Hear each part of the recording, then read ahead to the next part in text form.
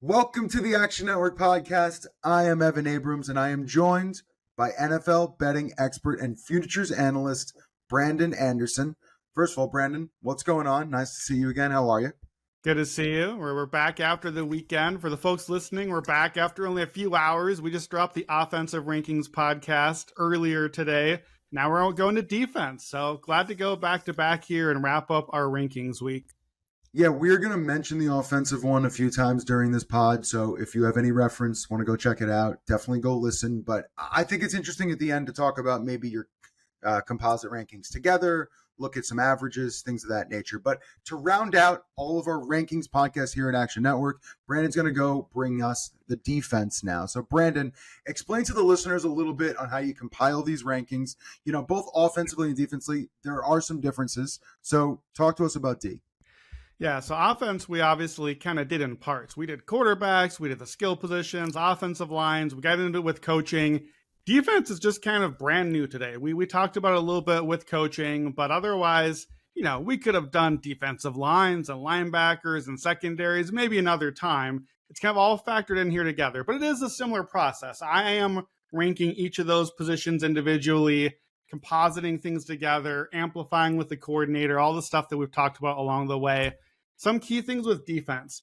Defense tends to be reactive, right? The offense is on the attack. The defense has to react, except more and more in today's NFL, the great defenses are proactive. They're attacking. They're coming at you and making you react a little bit to them, the offense. We've seen that with Baltimore. We've seen that with Seattle, these Mike McDonald type defenses. We've seen that Cleveland a couple of years ago was really attacking and nasty. And a few years ago, maybe a decade ago, we get these sort of the tweeners, right? The positionless guys. Well, is he an edge or is he a safety or kind of a linebacker?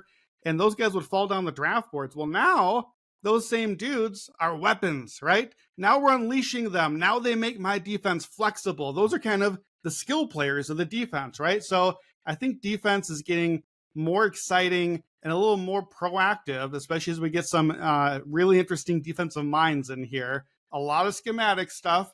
Defense is tough to predict. So I'm looking a lot at defensive coordinators, leaning a lot on the coaching research that we did. Offense, we had obviously quarterback, very heavily weighted compared to the other positions. Defense is a lot more evenly weighted. I do prefer the pass game. That's important in today's league. So corners and edge, they're going to be higher. Off-ball linebacker is going to be the least, but much closer together. And that also means defense is a lot harder to predict. Well, why? Because we kind of know who the quarterbacks are, right? If you have Mahomes or Burrow or Allen or Lamar Jackson, they're going to be good and your offense is going to be good.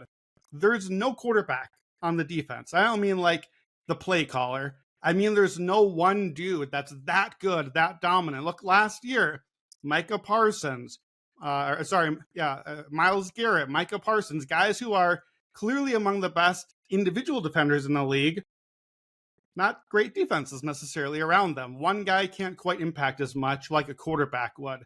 So all that is to say, it's kind of a fool's errand to rank the defenses 1 to 32 because there's so much chaos and unknown here, and it's a lot less certainty.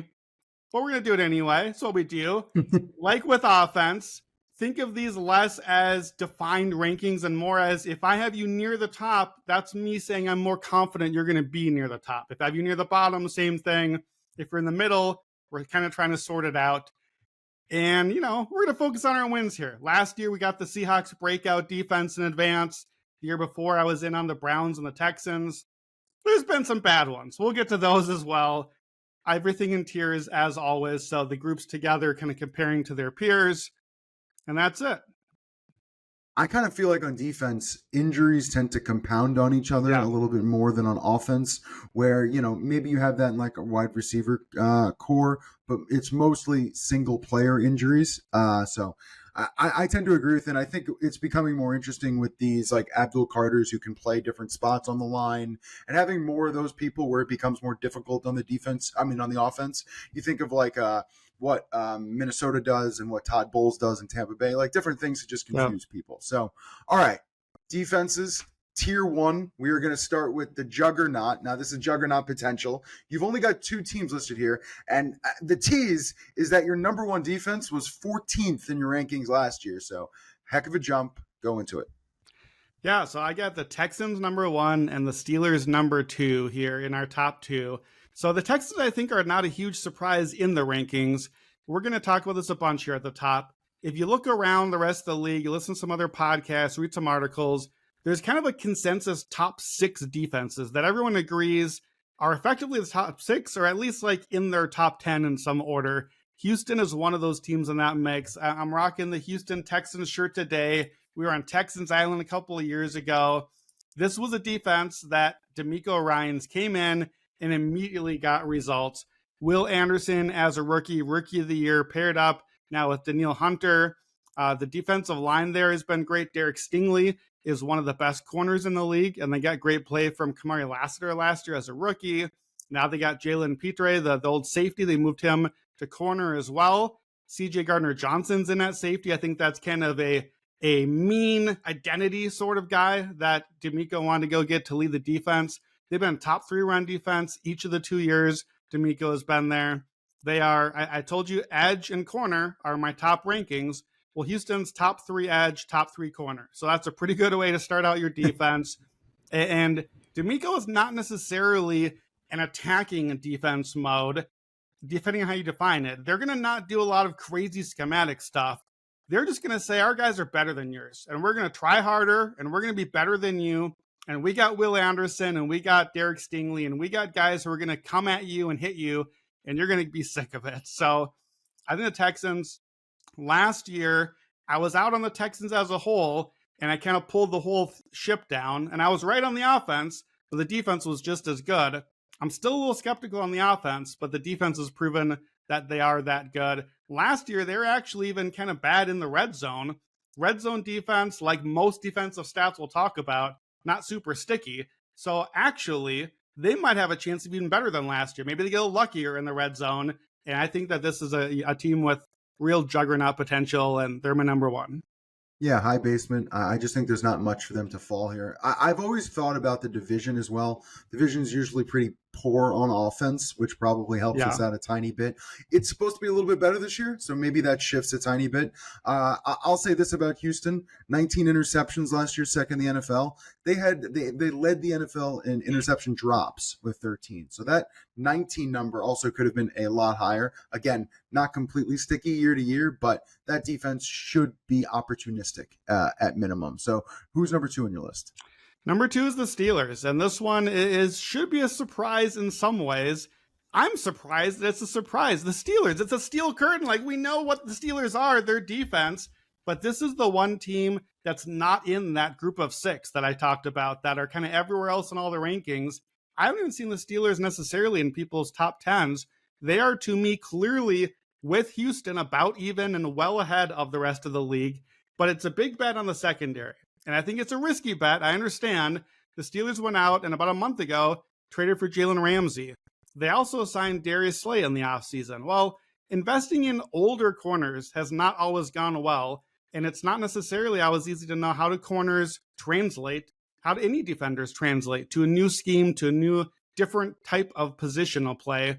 So I've been low on Darius Slay, but now he gets to play nickel, and he gets to play in the slot. I think that can suit his abilities a lot better. Jalen Ramsey, the metrics still look pretty good for him over the years.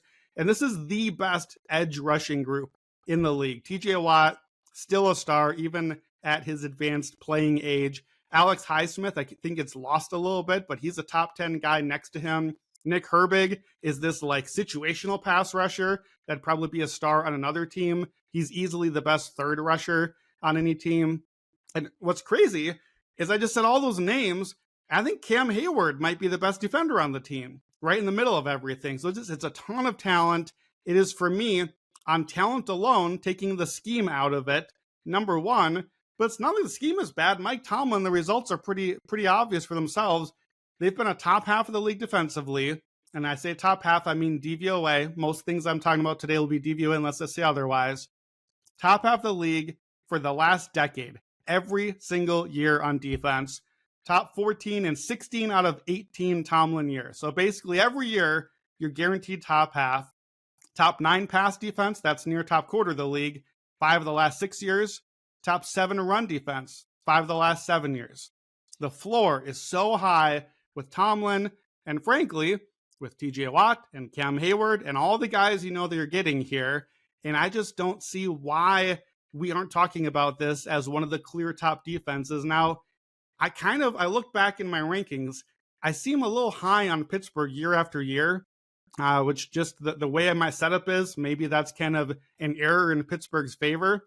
But one weird thing I noted here, Tomlin's floor is very high. They have this above average defense. Weirdly, only 7 times out of those 16 top 14 finishes, only 7 times, so less than half, are they top 8. But when they are top 8, 5 of those 7 are top 3 also. So there's a lot of numbers. Let me say a different way. They're always better than average. They're rarely really good, but when they're really good, they're awesome. And I think this unit has a chance to be awesome this year. Yeah, I think it's hard to put Pittsburgh any lower than this or higher, however you want to look at it. Like, I think top 3 is probably where they should be.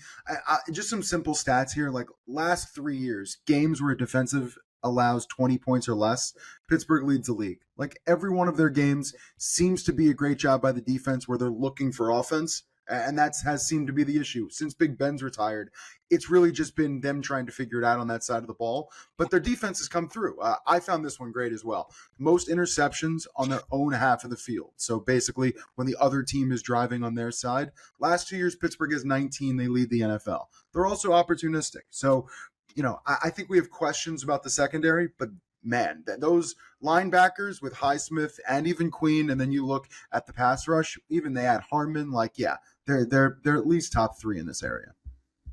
Yeah, I agree. It's hard to be upset about the steel curtain. Okay, tier 2 now. So you've got 4 teams listed here, and I think they all belong. I think the one people might question is number 6, but here, let's just start there. Start at the top. Who's number 3? So yeah, I'm calling this tier attack, and this is all about the schemes again here and plenty of talent. 3 through 6, 3 Minnesota Vikings, 4 the Ravens, 5 the Super Bowl champion Eagles, and then 6 the Seahawks. And I agree. I think the Seahawks are the least steady of the group. That's why they're lowest in these rankings. Let me start at number 3. I know it's my Vikings. That's the team I'm a fan of. And I have to admit, I actually do have a little bit of skepticism here on the ranking. Brian Flores' defense is very, very aggressive, as much as anyone. Usually something like a 30% blitz rate. That's about triple the league average.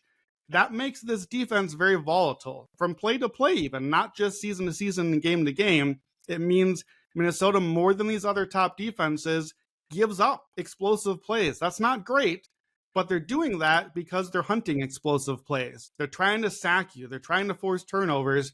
And this year, they've beefed up with the defensive line. Here's where my skepticism comes in. They went out and signed Javon Hargrave and Jonathan Allen. And a lot of people are like, man, best defensive line in the league now.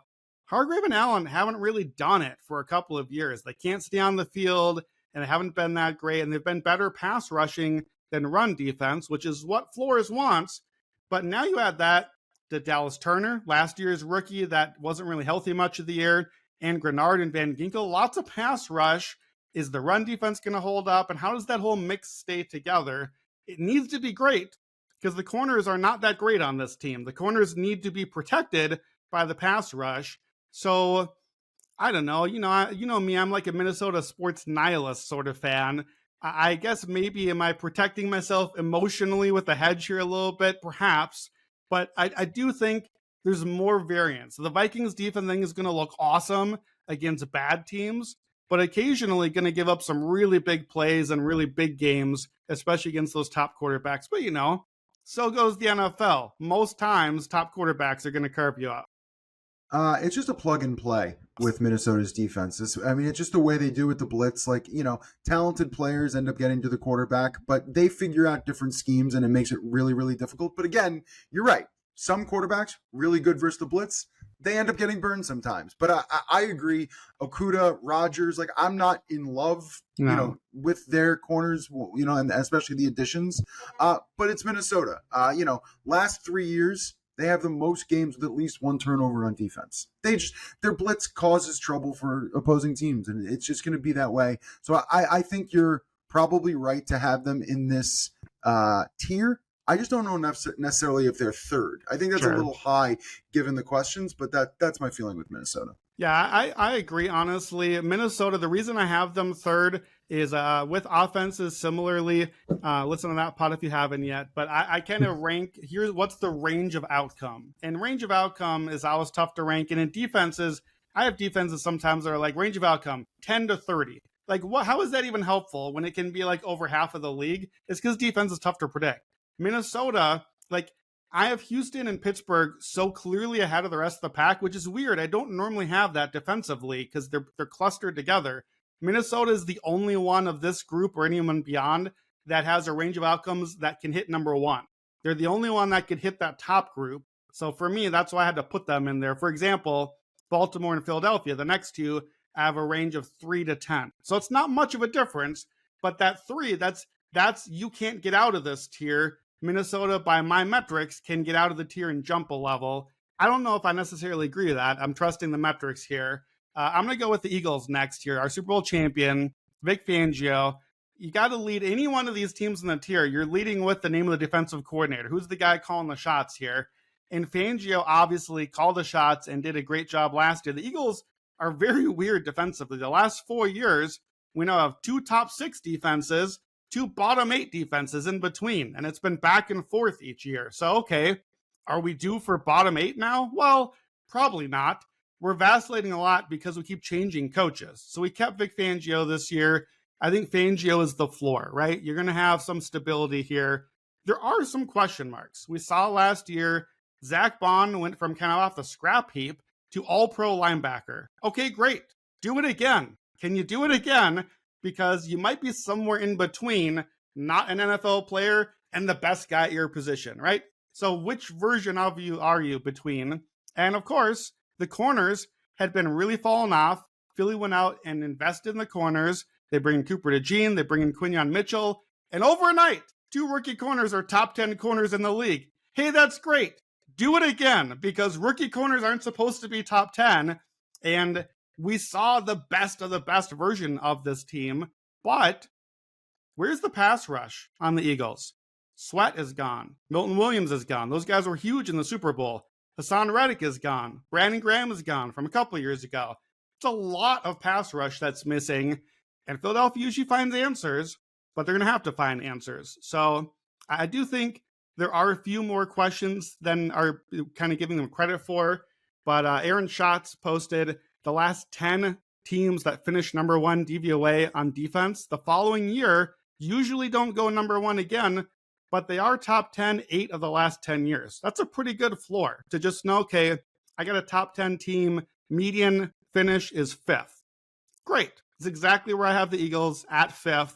I don't think they're number 1 again. That's not how defense usually works. It's hard to repeat. But I think they should be a very good, tough defense. I think the big key there is the departures you mentioned, and the pressure now being on Jordan Davis and Jalen Carter more than it had been.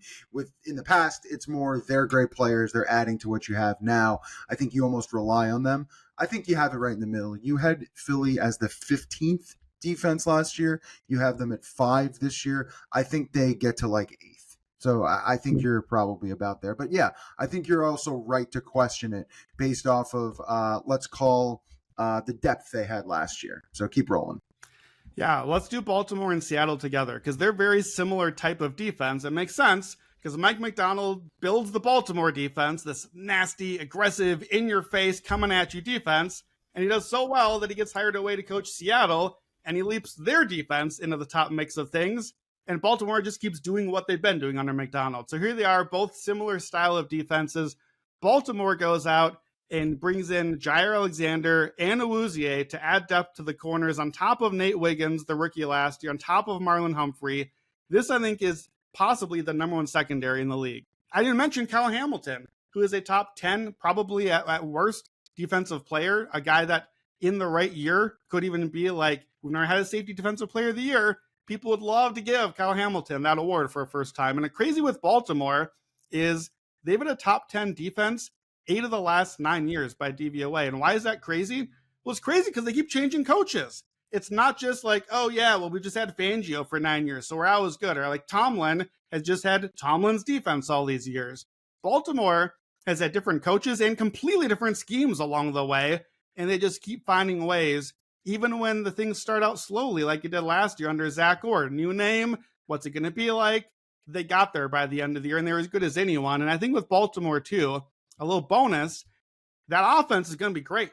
So if you're ahead all game, you can stay aggressive and stay on the attacking front foot. And there are different defenses where that will not be the case with them. In fact, I would say Seattle might be closer to the other end of that spectrum. I don't love that Seattle's defense might be put in some bad positions when Sam Darnold does the Sam Darnold thing sometimes behind the offensive line. Now, they were pretty good over the weekend. Maybe the offense will be a little better than we thought. Mike McDonald, that's really the vote here. This was my breakout team last year. They ended up finishing 10th, which was a lot higher than most people expected. So I have them just bumping up another level. They got a big season from Leonard Williams on the line, Byron Murphy. I think that's the strength of the team. And I like Devin Witherspoon, sort of the attacking corner there. Talent-wise, I will admit, I considered dropping Seattle one spot down in the tiers, not in the rankings, but talent-wise, they're like right on the edge. They don't feel quite like they belong matching up with those top groups. But the point of Mike McDonald and these great coordinators is you're elevating the talent and making the guys be a little better than we thought that they were, because that's how defense tends to come out.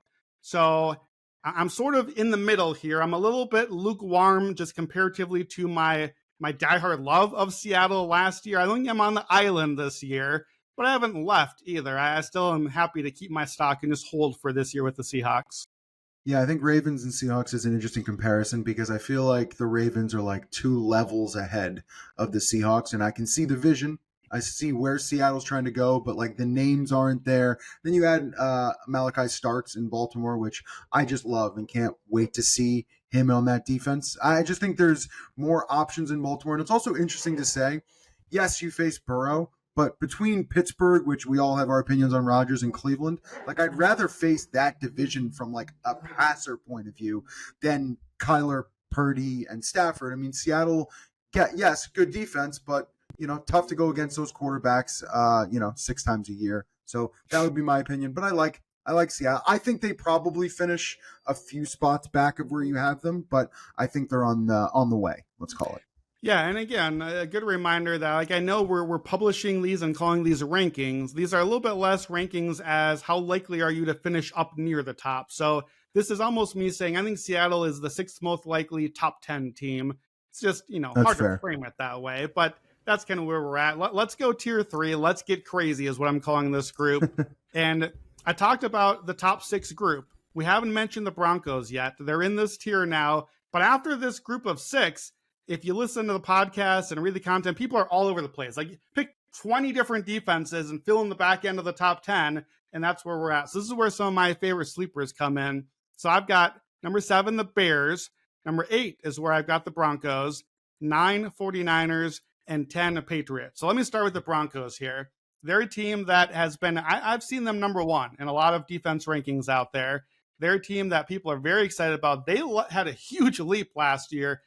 They were number 30 on defense. This is a team that gave up 70 points to the Dolphins just 2 years ago. And suddenly Vance Joseph has these guys playing with their hair on fire. Vance Joseph is another one of those guys who plays so super aggressive. And when it works really well. But when it doesn't go well for Vance Joseph, historically, it can get pretty bad. In 8 previous years, Vance Joseph's defense had never finished top 10 points per game.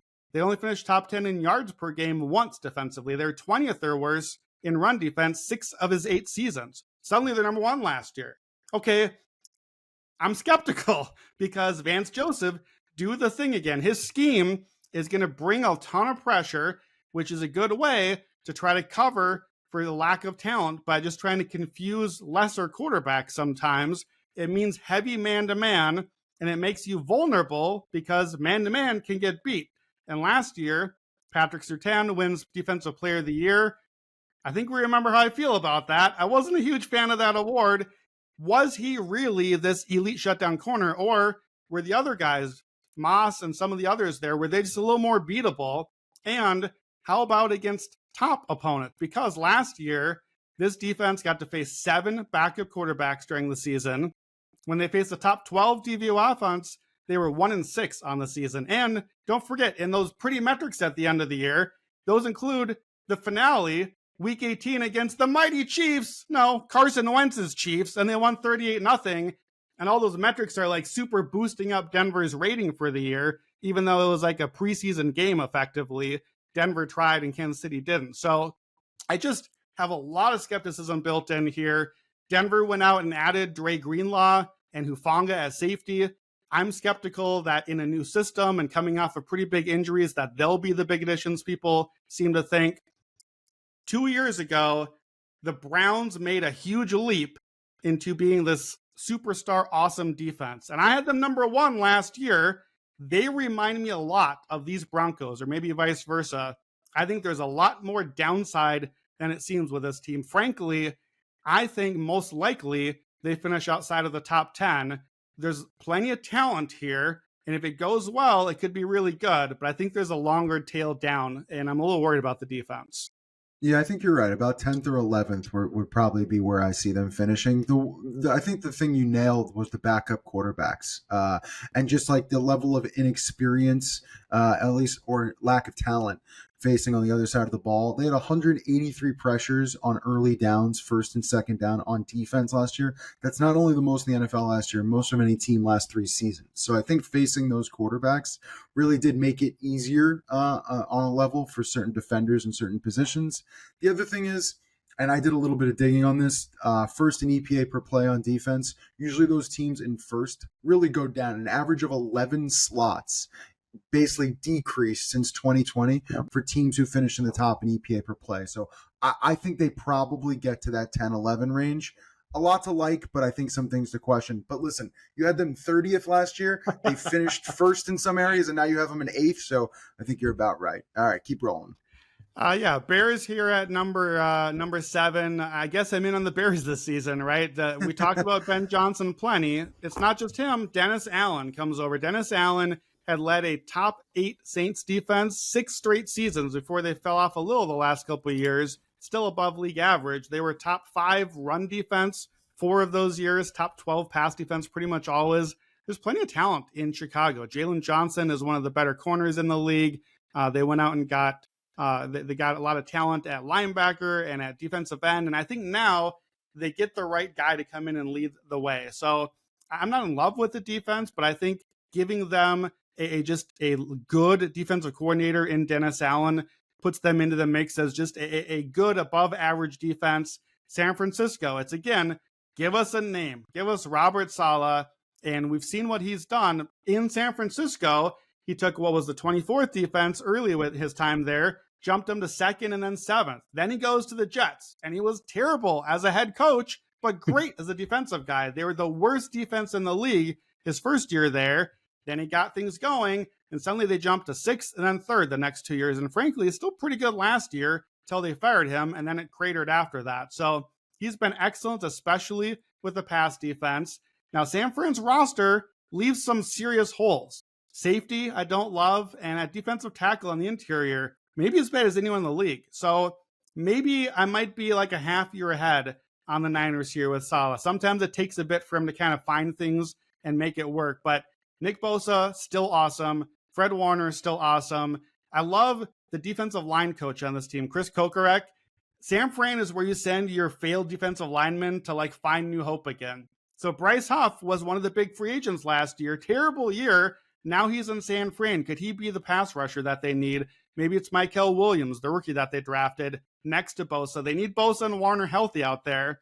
But I think there's a lot of potential with some flaws that maybe Saleh can help find a way there. That's been a team I've been on since they signed him back in February. And then last one in this group, the Patriots. They sneak into my top 10, not actually a bet on defensive coordinator. For once, this is a bet on talent. By talent alone, no scheme. This is my number 3 talented defense. So I'm actually skeptical I don't know a lot about Terrell Williams, the new defensive coordinator. He's been really good with defensive linemen. He's been part of developing Jeffrey Simmons, Ndamukong Suh, Aiden Hutchinson. He's been pretty good. We'll see how he calls plays. The Patriots had been a top 10 defense 4 or 5 years before they absolutely plummeted last year to 30th. I was ahead of the curve on that one. I was down on the Patriots last year. Now they get back Christian Barmore, who was not healthy last year. They added Milton Williams, Philadelphia. They added Carlton Davis, really good corner. Him and Christian Gonzalez, I'm excited about. I think that's a top 5 cornerback duo. They had Spillane, the linebacker, Landry off the edge. Just lots of floor-raising talent additions. If we can get a system here, and we know under Mike Vrabel, they're going to focus on the defense and play hard, I think the Patriots might actually end up ranked a little too low here. And could that be the reason, maybe even more than Drake May, a lot of Patriots hype, could the defense returning to glory a little bit be the reason the Patriots hype pays off some?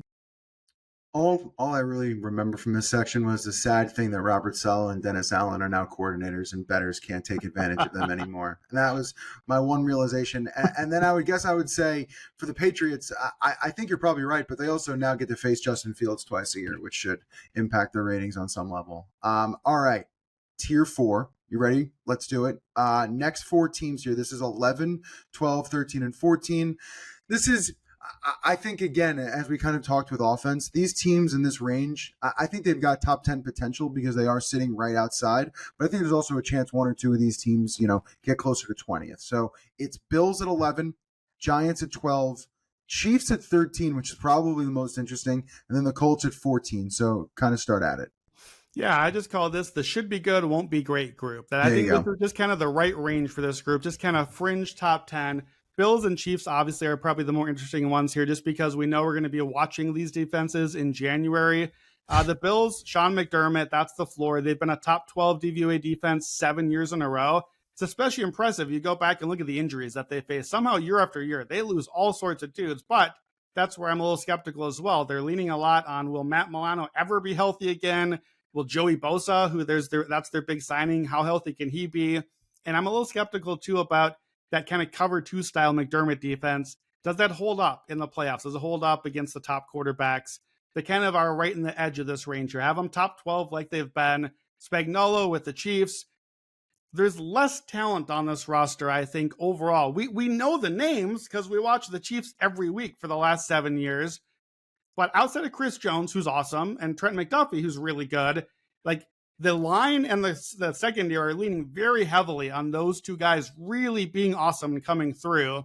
And there's not as much outstanding talent outside of those guys. So that just worries me a little bit. The wrong injury could really derail them. But Spags is going to have the defense ready. They tend to get better as the year goes on and be ready in January. So that's where the rankings come up a little shorter here. Giants and Colts, just defensive line talent. With the Colts, it's the best tackle combo in the league, DeForest Buckner and Grover Stewart. The Giants could end up having the best defensive line in the league. Dexter Lawrence is going to be one of those like sexy, Dexy defensive player of the year sleeper picks out there. And you already mentioned Abdul Carter at the top, the rookie, plus Brian Burns and Thibodeau. That defensive line could just wreak havoc on some teams. Now, Shane Bowen's the coordinator there.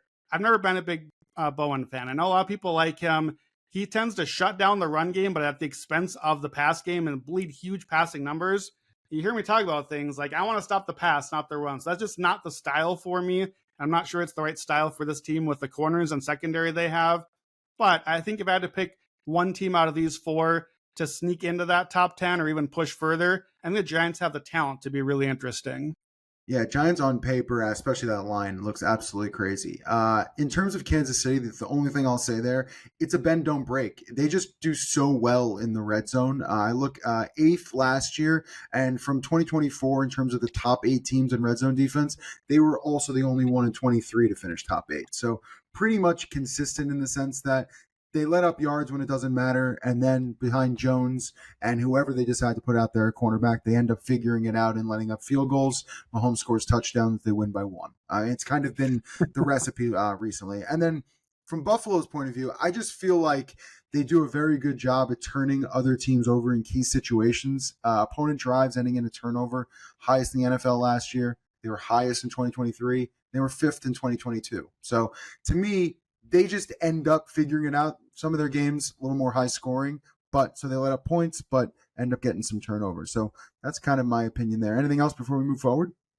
No, let's keep it moving. All righty. Football season is here, folks, and we've got some huge improvements and updates coming on the award-winning Action Network app, which we are very excited to discuss in the weeks ahead, leading up to and including to football season. So, but to get the most out of the app, you'll still need to be an Action Pro subscriber. It's only with Action Pro you get real-time pick alerts from me, Brandon, the entire Action Network team of experts, plus you can access pro projections powered by Sean Kerner and our predictive analytics team, plus a ton of other benefits.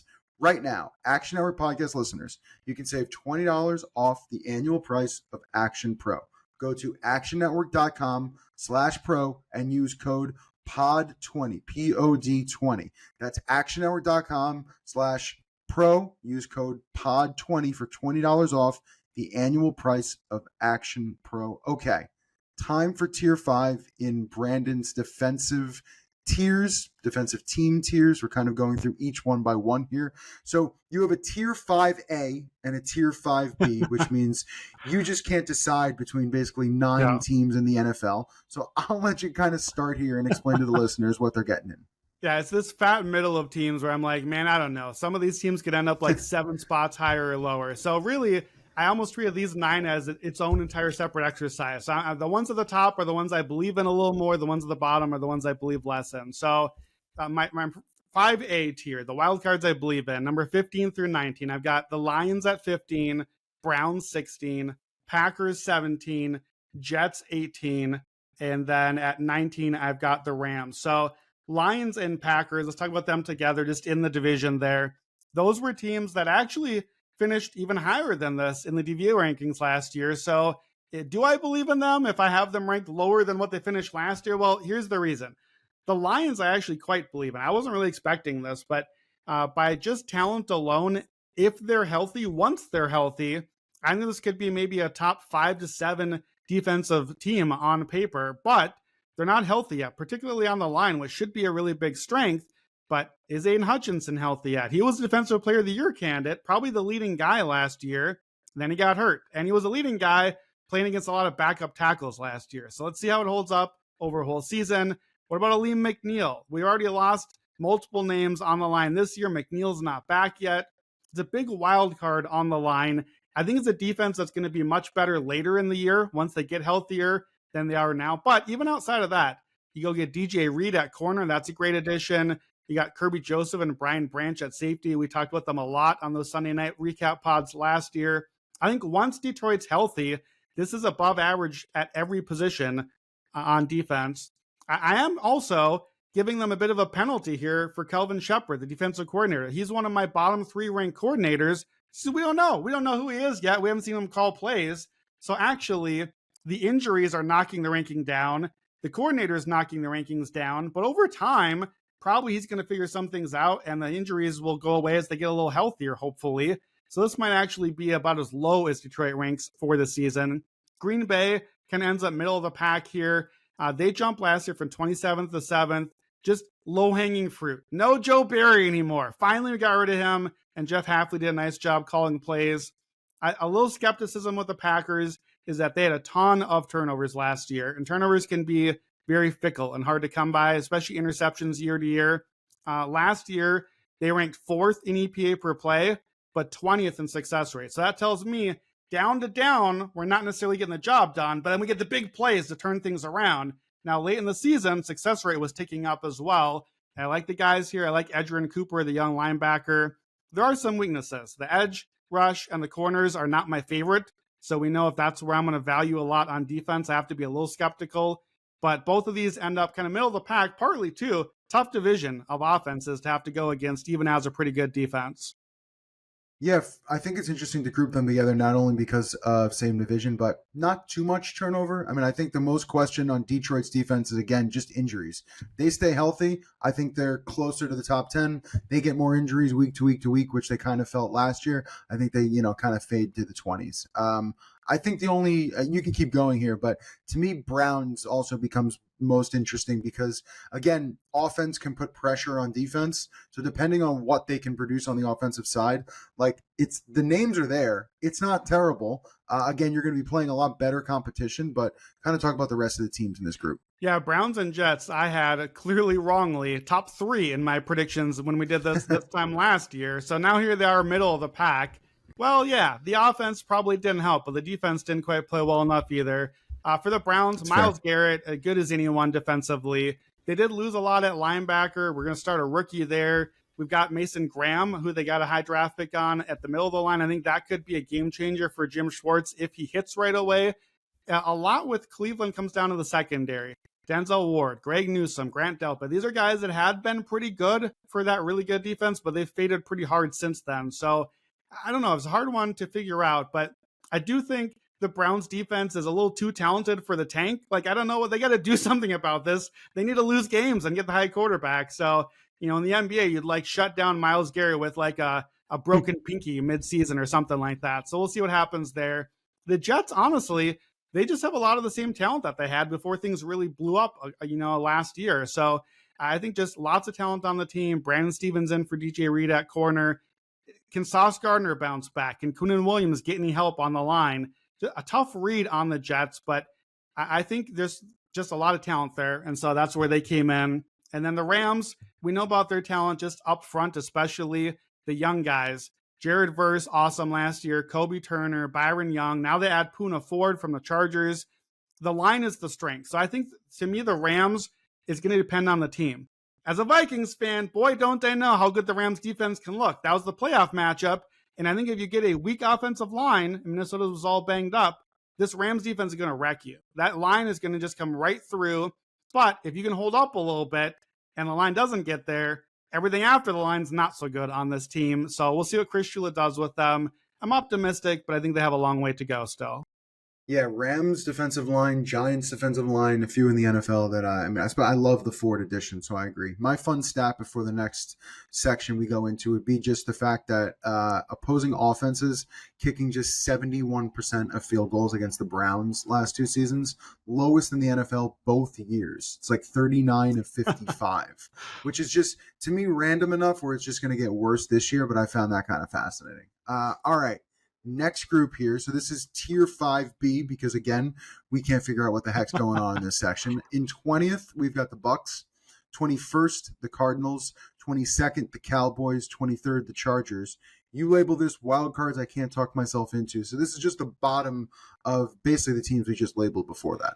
It is. And I feel bad having these teams basically outside my top 20 because it doesn't seem like any of them are bad defenses. We're about to get to the bad defenses. We got 9 of those still to get to. These defenses could be good. I just can't quite get there for whatever reason. With the Buccaneers, it's just been kind of a slow fade. And for a long time, just Todd Bowles was enough. But just Todd Bowles had them a top 3 or 10 defense 3 years in a row. But now the last 3 years, 13th, 15th, 16th, basically league average. So that's pretty much just where I have them now.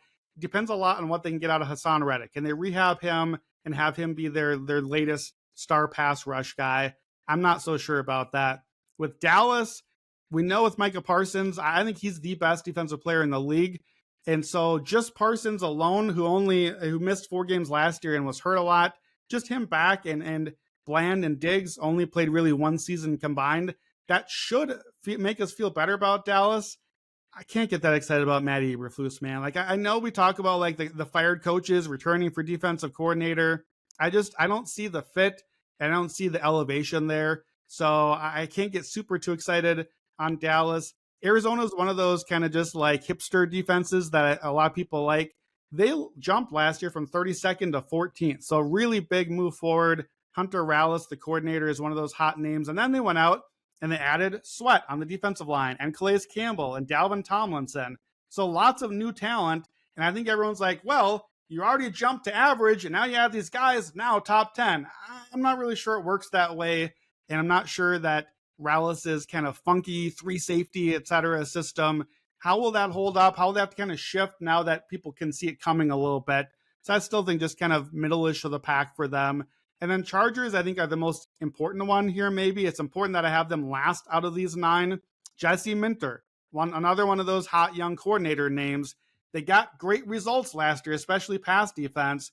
But when they had to face a top 12 offense, the Chargers were 1-5, and they gave up like 450 yards to the Bengals, the Ravens, the Bucks. Now those are good offenses, but you can't give up 450 yards. The run defense still wasn't great, and they don't have a lot of talent up the middle there. Just not a ton of talent on the team. So credit Minter for maximizing what they had last year, but I just am skeptical overall of how this can hold up without a ton of great talent to boost the Chargers. So they end up barely into my bottom 10 here, which is not a great news for a possible playoff team. Only thing I can say about this group, I end up just circling Arizona. I feel like if any team is going to show their head a little bit of these four, it's going to be them. I kind of like what they're trying to build there. Now, the entire team could fall apart and be terrible, and Kyler could be his usual self, and we might have to move on from some of the offensive pieces, but I kind of like what the defense is building. So it's, hopefully everything kind of moves up with the tide, but I don't mind it, especially compared to some of the other options in this group. Yeah, I agree. All right, let's keep rolling here. So the ultimate 2025 fantasy football draft kit is here. Sean Kerner and Chris Raybon have rankings, tiers, cheat sheets, and more to help you navigate your fantasy football drafts. New subscribers to Fantasy Labs NFL can use code FLEX20, FLEX20 for $20 off at fantasylabs.com/flex. That's $20 off with code FLEX20 at fantasylabs.com/flex. Alrighty then. We have 3 tiers left with about 9 teams, so there's going to be a little bit of fun here left. Tier 6, you've got 4 teams listed. These are just going to be called just not enough talent, which maybe you could say as well for some of the other teams with the Chargers and other teams we just mentioned. But Dolphins at 24, Jaguars at 25, Falcons at 26, Commanders at 27. I find it just kind of interesting when you're calling this a tier of not just enough talent. Kind of speaks for itself, but how did you kind of break these 4 teams down at all? Yeah, I'm going to kind of whip through these last 10 so we can get to the takeaways. But with the Dolphins, I think they're the most talented of these less talented teams. Hopefully they're banking on Bradley Chubb and Jalen Phillips getting back healthy. That's the big swing, is they lost their pass rushers. And they also traded away Jalen Ramsey. So is Minka Fitzpatrick still in there? I don't know. I'm kind of ranking the Dolphins at their floor. I'm pretty low on Anthony Weaver. But if they can sort of figure out the cornerback room, maybe they can get a little more stable there. The Jaguars have been a bottom 7 defense for the last 5 years. They had one real outlier good year there. There's some talent. I like the linebackers. I like the pass rush a little bit. But they just need to prove it a little bit. Similar to the Falcons, bottom 4 defense, bottom 4, 3 of the last 4 years. So it's not been a great defense for a team that we expect to kind of be in contention in that bad division. They need pass rush, man. They need Jalen Walker, or they need James Pierce to step up. That's where they've invested. I think Washington is the interesting one of this group because, again, they're a team that has been kind of that hip, possible Super Bowl sleeper sort of team.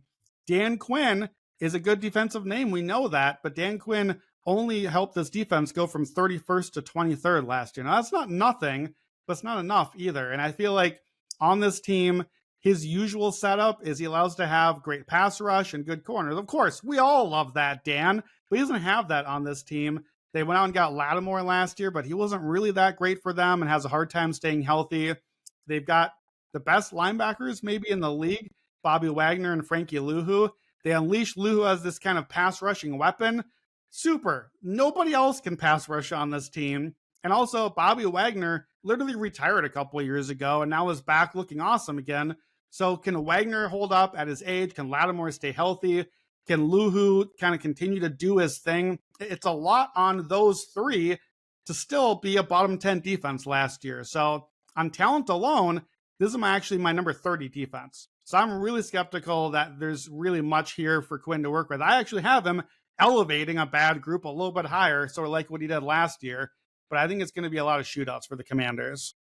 Yeah, I think it's also the biggest pin in this entire field is Washington's defense. They're better. I think their team is going to be much better. They're worse, and I think it's going to be way too much pressure on Jaden because I think we kind of know what we're going to get out of the offense, assuming McLaurin's there and all that good stuff. All right, Tier 7. these teams might just be terrible, and one of them is the Bengals. So the Bengals are 28th, the Titans are 29th, the Saints are 30th. I feel like you could talk about whatever you want here, but it's Cincinnati that is what needs to be discussed, because they need to be higher for the team to be better. Agree. And we don't need to say much about the Titans and Saints. It's the Bengals that have to be the standout here. And look, other than Trey Hendrickson, who they keep trying to trade for some reason, they're just not very good. I have them average or worse every other spot on the team, probably a bottom 3 secondary. The hope, if you're a Bengals fan, is Al Golden. We've seen in recent years, go get that guy out of the college ranks. And Al Golden was at Notre Dame last year. If you watch the playoffs, that defense was really good. They could really handle some opposing offenses. We've seen Jesse Minter. We've seen Mike McDonald. These are guys that have come through the college ranks. Maybe Al Golden can find some answers, but man, he's got his work cut out because there's not a lot of talent on this team. I think the takeaway for me with the Bengals is they're going to be passing a lot. So you want Bengals for fantasy. You might want them for like offensive player of the year. I don't think I want Joe Burrow for MVP. That's a team award, and he's got no line, no coaching, and no defense. So I don't love that for the Bengals. I probably will not be investing in many Bengals futures this year. Yeah, the most frustrating stat for Bengals fans on defense last year was they allowed 22 passing touchdowns when leading most in the NFL, which is just, when every time you saw Burrow get frustrated on the sideline, it's because they allowed a touchdown and he has to do more work. Okay, tier 8. And if you've been counting, we have 2 teams left. At number 31, we've got the Raiders. At number 32 and last, we have the Panthers. We've talked about potential value on both of these teams on some level at some point over the last 18 months because we feel like the rosters are getting better. But holy mackerel, Carolina was literally the worst thing you've seen on defense last year. Like statistically, you go through some of the record books last decade, this and that. Some of the numbers were absolutely terrible. So tell me what I'm supposed to say about these 2 teams, if anything. These teams bum me out, man. Patrick Graham, the Raiders coordinator, Ejiro Evero, the Panthers coordinator. I like both of these guys, but there's just nothing here to work with. Like, you can't be an artist if you're not going to give me supplies to paint with. There's the canvas is empty here. Tie goes to the Max Crosby because I had to pick somebody to be in last. Max is obviously a good player. I don't know if I can get a defensive player of the year stock in a guy that the defense ranks this low, though. There's just not much here, and it bums me out because we've said in these podcasts a lot of good things about the Raiders and Panthers slowly moving up in a lot of areas. Yeah. The coaching improving, the quarterback improving. If the defenses are this bad and this much lacking talent, it's going to be hard to find the balance there. So I think that defense is hard to predict. We've seen, just last year, Denver, number 30, jumps up to in the top 5. We've seen Cleveland jump from way down up into the top group. So maybe there are some answers, just getting the right scheme. Maybe it is Graham or Evero finding something. I can't predict that that's going to happen right now. My prediction is that they're going to be terrible. But, a month into the season, if we're starting to see some answers there, maybe they found something. Maybe some of the young guys have started to hit. The Raiders actually last year had a pretty good defense down the stretch, back half of the season, under Patrick Graham, who the new regime kept on. But then they lost all the dudes. They got rid of Spillane and Diablo. They got rid of Morig at safety. So they just didn't, the guys that had been performing well aren't there anymore now. So I don't know. It's going to be tough to see how those teams work out for the positive. Yeah, there's more upside with the Raiders, but Carolina, the one stat that's crazy, they allowed opponents 50.2% conversion percentage on third down last year. Oof. On third down, that's over 50%. I couldn't believe it when I saw it. It was the worst for any team in the wild card era outside the COVID season. Now, 5 or 6 new starters on defense, but that number in itself is ridiculous. All right, let's recap the top 10 defensive rankings from Brandon. So number 1 was Houston. Number 2 was the Steelers. Number 3, the Vikings. 4, the Ravens. 5, the Eagles. 6, the Seahawks. 7, the Bears. 8, the Broncos. 9, the 49ers.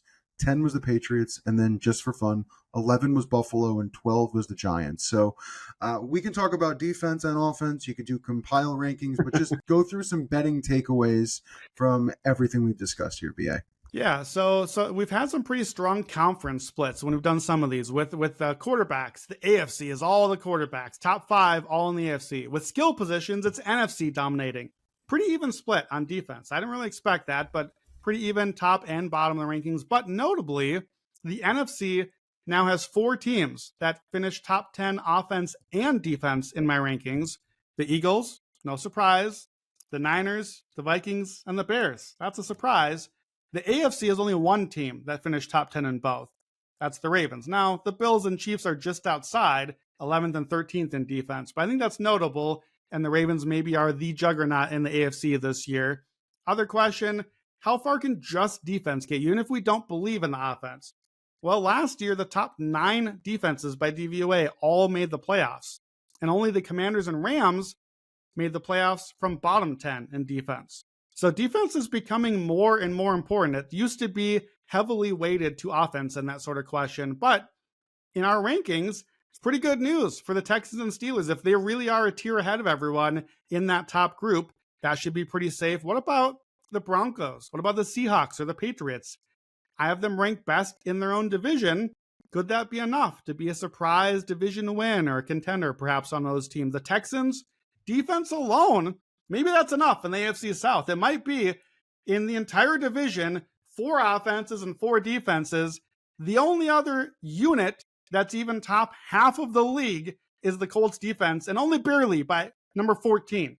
So the AFC South, the Texans, if they are the number 1 defense, are close to it. That might be enough for them. And a couple other division takeaways here. Look at the NFC. NFC North and NFC South. The NFC North has the entire half of the entire division is in the top half of the league on defense. The NFC South, the entire division's 20th or worse. Life is not fair. Why does one division have to face all the good defenses and have all the good offenses, and the other one doesn't at all? In fact, in the North, so just in case you're wondering, that's Vikings, Bears, Packers, Lions. All 8 units are top half of the league. Technically, the Bears or the Packers defense is number 17, but we'll call it half of the league. In the AFC, or NFC South, Bucks, Falcons, Panthers, Saints, all 8 units are bottom half of the league, except the Bucks number 15 offense, which is close enough for me. So I don't know what we do with that, except the NFC North this year on the schedule plays all 4 NFC East teams and all 4 AFC North teams. That's maybe bad news if you want to invest in a sleeper in one of those, like the Commanders, for example.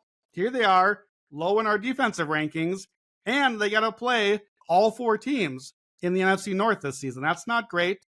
The Bengals, who we keep dumping on day after day in these rankings, they've got to play all 4 NFC North teams this year. That's not great on the schedule. Meanwhile, the NFC South, who isn't good at anything, they play the NFC West and the AFC East this year. So maybe you like a sleeper in one of those areas. Maybe you like an MVP or an Offensive Player of the Year candidate.